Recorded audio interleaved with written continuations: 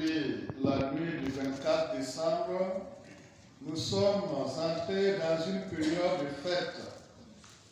On ne cesse depuis lors de se souhaiter joyeux Noël, bonne fête, bonne année, accompagné de nos vœux les meilleurs. Nous aimons la fête et c'est bien normal, car Dieu nous a créés pour la fête, c'est-à-dire pour le bonheur, pour la joie. Il est évident pour tous qu'il est plus intéressant d'être à un mariage qu'à un enterrement. Que serait notre monde s'il n'y avait pas ces moments particuliers de joie intense qui nous font transcender nos soucis et nous donnent de tisser de bonnes relations fraternelles entre nous. Aujourd'hui encore, nous sommes en fête.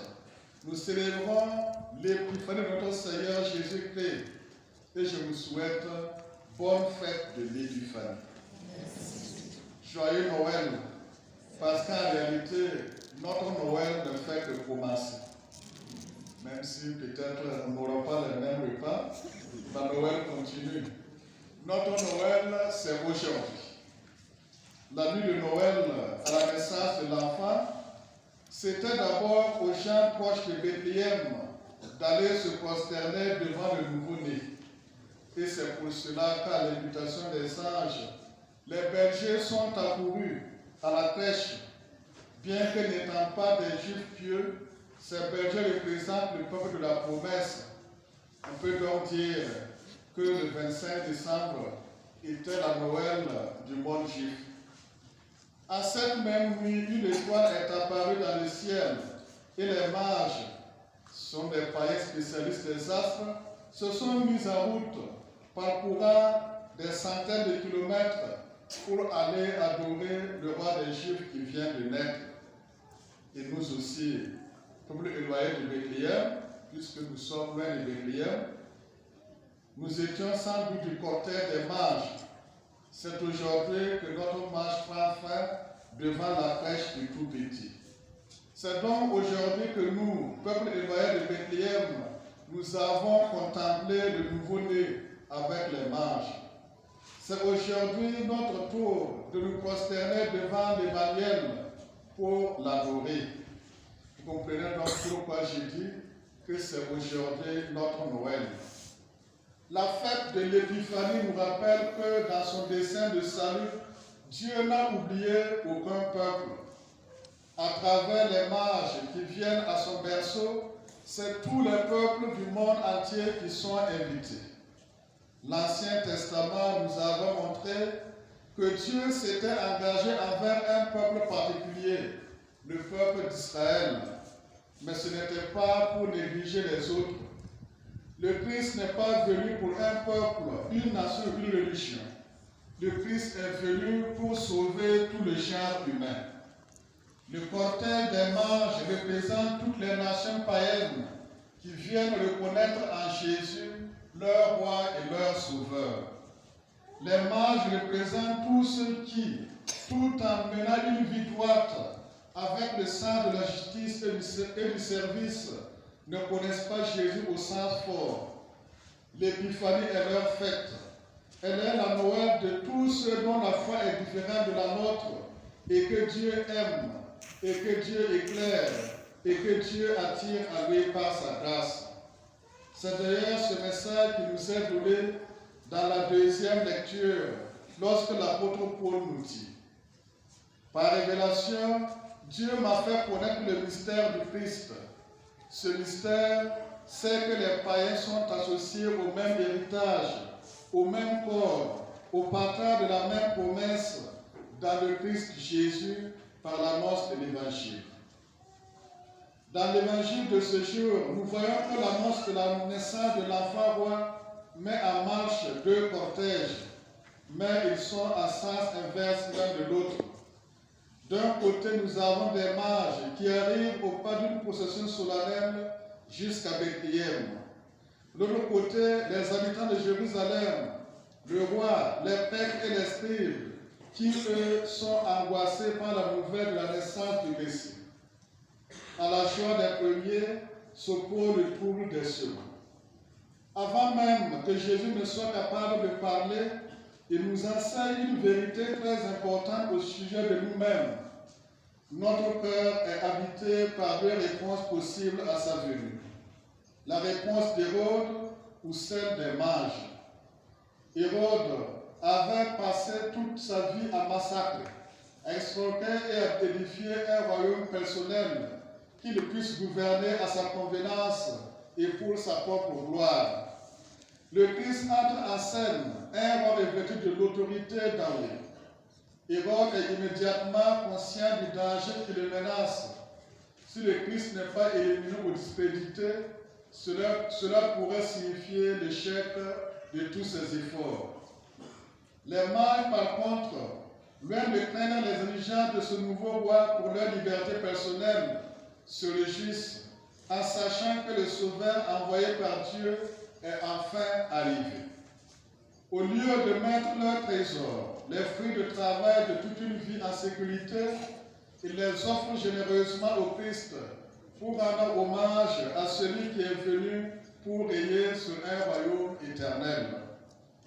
Chaque fois que le Christ entre dans notre vie, nous avons à choisir quel exemple nous voulons suivre, celui d'Hérode ou celui des mages. Allons-nous trembler par peur de ce que Jésus pourrait nous demander, ou allons-nous nous réjouir, heureux de pouvoir suivre un tel Seigneur de gloire? Nous portons les deux possibilités dans notre cœur. Jésus espère bien sûr que nous allons nous réjouir. Il ne veut pas que nous tremblions de peur, puisqu'il est venu pour nous sauver. Nous sommes souvent comme ces gens de Jérusalem. Nous connaissons plus ou moins les textes bibliques. Nous sommes capables de les raconter. Mais chacun de nous peut s'interroger. Sommes-nous disposés à suivre les mages jusqu'à la crèche? Sommes-nous prêts à bousculer nos habitudes pour nous mettre en route vers l'enfant comme les mages? Ou bien allons-nous rester enfermés dans notre Jérusalem comme Hérode et son entourage? La lumière brille toujours, mais si on ne la regarde pas, elle ne pourra pas nous guider. Ce ne sont pas les étoiles qui manquent, ce sont les yeux pour les voir, parce que manque souvent la soif de Dieu. Mais Dieu continue à nous faire signe.